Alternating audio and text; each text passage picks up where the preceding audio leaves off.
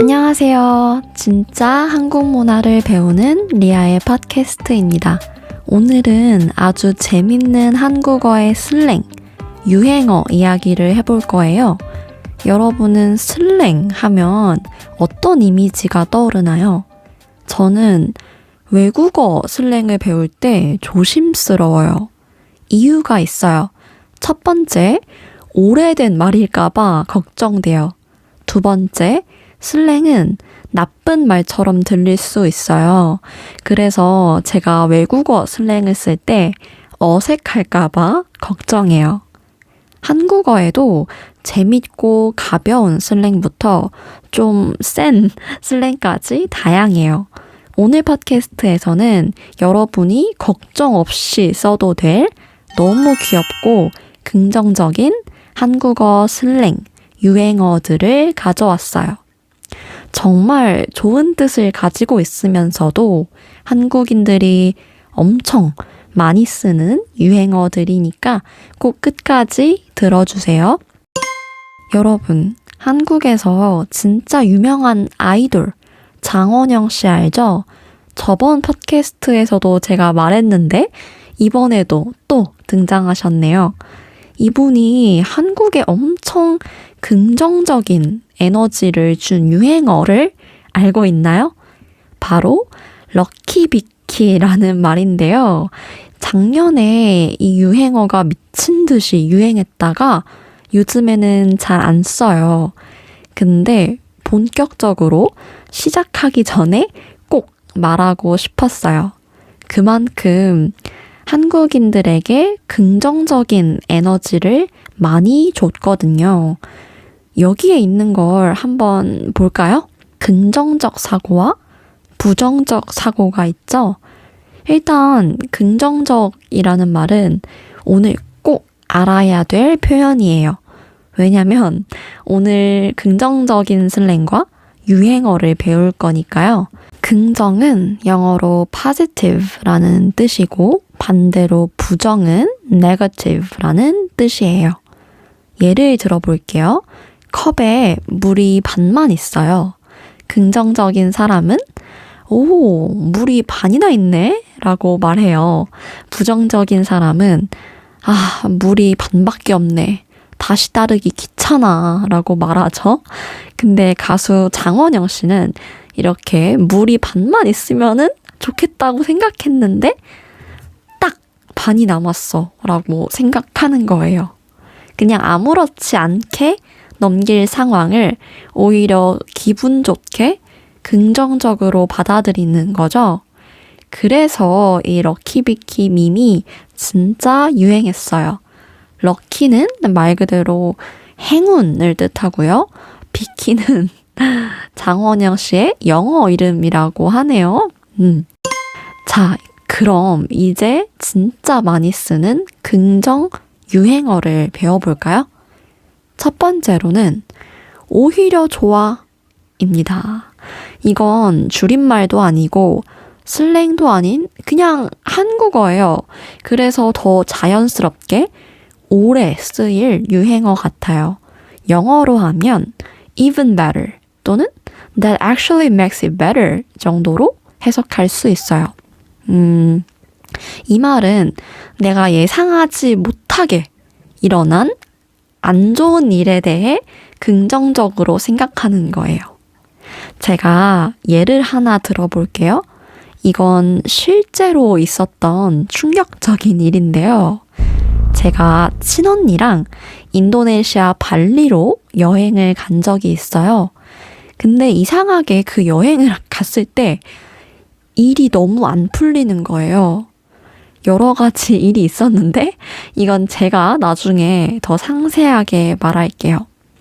어쨌든 여행이 다 끝나고 이제 발리 공항에서 짐을 붙이고 말레이시아로 돌아가는 비행기를 탔어요. 말레이시아에 도착했어요. 근데 이게 무슨 일이지? 제 수화물이, 그러니까 제 가방이 안 나오는 거예요. 보통은 좀 기다리면 금방 가방을 찾을 수 있잖아요. 공항에서.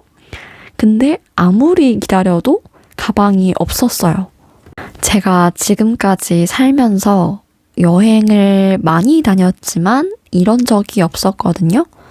불안해서 공항 직원한테도 물어봤어요. 근데 무슨 일이 일어났는지 아세요? 가방이 발리에서 말레이시아로 도착을 안 했다는 거예요. 애초에 비행기에 실리지 않았던 거죠.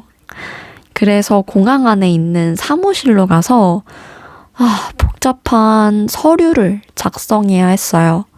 가뜩이나 발리에서 이미 힘든 일이 많았어요. 그래서 힘들고 지쳐 있었어요. 근데 공항 밖으로 나가지도 못하고 몇 시간 동안 계속 가방을 기다렸어요. 그러고 있다가 제가 아까 말했던 이 유행어 오히려 좋아를 외쳤어요. 너무 힘든 상황이지만 긍정적으로 생각하면서 상황을 넘겨야 될 것 같은 거예요. 그래서 그 수화물 찾는 곳에 앉았어요. 그러고 나서 거기 앞에 있던 편의점에서 컵라면을 사서 먹었어요. 오히려 좋아. 공항에서 맛있는 컵라면도 먹고 이러면서 이 매운 불닭볶음면을 먹었죠. 근데 너무 고생을 해서 그런지 더 맛있는 거 알죠? 이런 상황에서 쓸 수 있는 거예요. 오히려 좋아. 신기하게도 오히려 좋아 라고 외치면 그 나쁘고 끔찍한 상황이 아무것도 아닌 것처럼 느껴져요. 물론 여전히 나쁘긴 하지만 마인드를 바꾸는 거죠. 여러분도 앞으로 마음속으로 외쳐보세요. 나한테 이런 일이 생겼다고? 오케이, 오히려 좋아. 이렇게요. 그 다음 표현은 바로 가보자고 입니다. 이 팟캐스트를 들을 정도로 한국어를 잘하시는 분이면 영어로 let's라는 표현을 한국어로 하자라고 말하는 거 아시겠죠? 보통 let's go라고 말하고 싶을 때 한국어로는 가자 이렇게 말해요. 근데 가자가 아니라 가보자고 라는 말이 유행이었어요. 보통 한국어로 뭐뭐 자고 하자고 하면은 그 어떤 행동을 함께 하자고 제안하는 느낌이에요. 친근하고 응원하는 느낌이거든요. 그래서 가보자고 하면 Here we go, let's do this, bring it on 같이 에너지를 올려주는 느낌입니다. 예를 들면 여러분이 진짜 하기 싫은 공부가 있어요.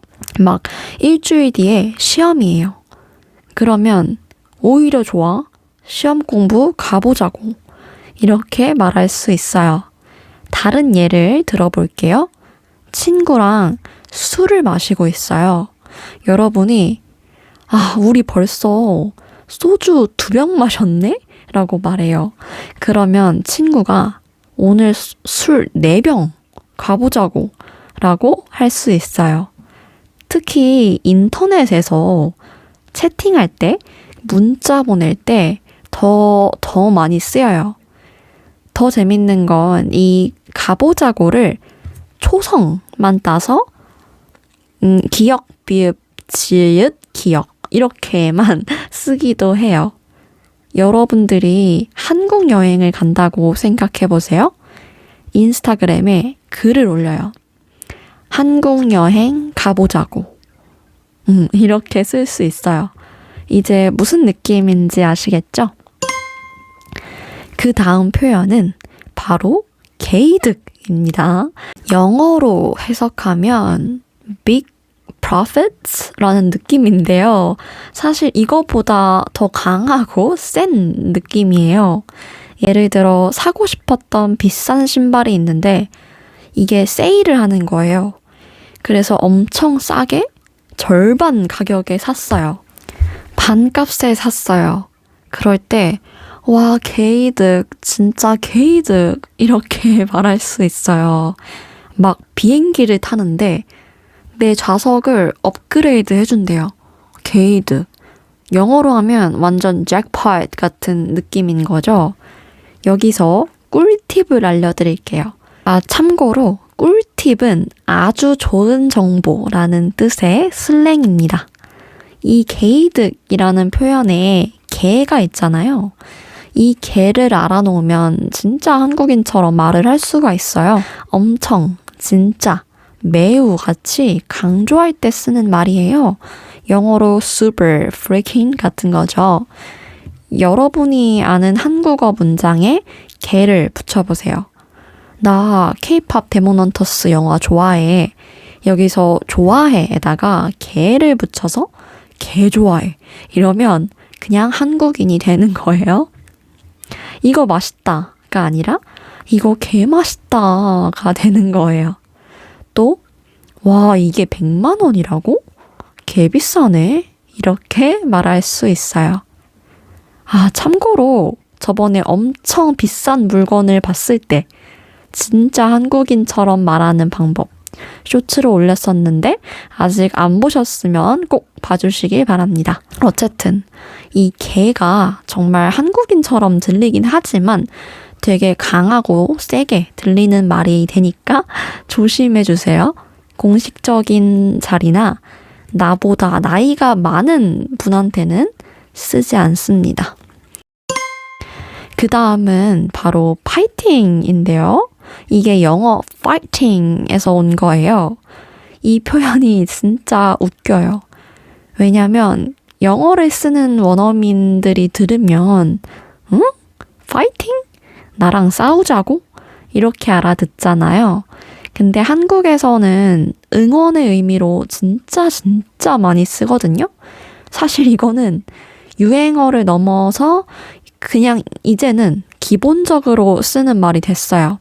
You can do it, go for it 이런 뜻이거든요. 그래서 싸우자는 게 아니라 응원을 하는 겁니다. 그리고 원래 맞춤법은 파이팅이 맞아요. 근데 정말 대다수의 한국인들, 대부분의 한국인들이 화이팅이라고 말하고 문자할 때도 저렇게 씁니다. 그 다음 표현은 땡땡은 기세다입니다. 이건 원래 있는 한국어 표현인데요. 요즘 많은 사람들이 쓰는 것 같아서 가져왔어요. 이 땡땡에다가 여러분이 원하는 단어를 넣으면 돼요. 유행을 타지 않는 말이라 언제든지 써도 되는 긍정적인 표현입니다. 여러분, 유명한 한국 영화 기생충 아시나요? 제가 정말 좋아하는 영화인데요. 여기에도 이 말이 쓰였고 명대사가 됐어요. 제가 이 영상 밑에 링크를 걸어 놓을게요. 한번 확인해 주시고요. 예를 들어 인생은 기세다. 영어로 하면 Life is all about momentum 이라고 할 수 있겠네요. 자기가 좀 모자라도 기죽지 않고 행동하는 걸 말해요. 살다 보면 되게 자존감이 떨어질 때가 있죠. 그럴 때일수록 더 당당하게 행동하라는 뜻이에요. 실제로 제가 얼마 전에 친구한테 이 문장이 쓰여 있는 티셔츠를 선물로 줬습니다. 친구가 힘든 일을 겪었는데 기죽지 않고 힘을 냈으면 하는 마음에서요. 그리고 요즘 한국 인터넷에서는 주로 이런 느낌으로 쓰여요. 예를 들어 영어는 기세다. 한국인들이 영어로 말하는 거에 대한 두려움이 되게 많거든요. 근데 기죽지 않고 당당하게 오히려 말을 더 해라 라는 의미에서 저런 말을 하는 거예요. 제가 웃긴 사진을 하나 가져왔는데요. 여기 보면 커피포트 가져다 주세요. 이거를 어떻게 영어로 하는지 몰랐던 거예요. 이때 걱정하지 말고 영어는 기세다를 기억하는 거예요. 그래서 여기 보면 커피포트 앤 커피포트 컴온 이렇게 말을 했대요. 어떻게 보면 이게 부끄러울 수도 있는데 오히려 당당하게 기세 있게 말을 하자. 그럼 아무도 나를 무시 못한다. 이런 느낌입니다. 이해가 좀 가시죠? 또 한국에서는 면접은 기세다. 이렇게도 많이 말합니다. 면접이라는 게 굉장히 압박이 되고 긴장되잖아요. 그래서 오히려 더 당당하게 밀어붙여 하면서 면접은 기세다 라고 말을 하는 겁니다. 여러분들도 한번 문장을 만들어 볼까요?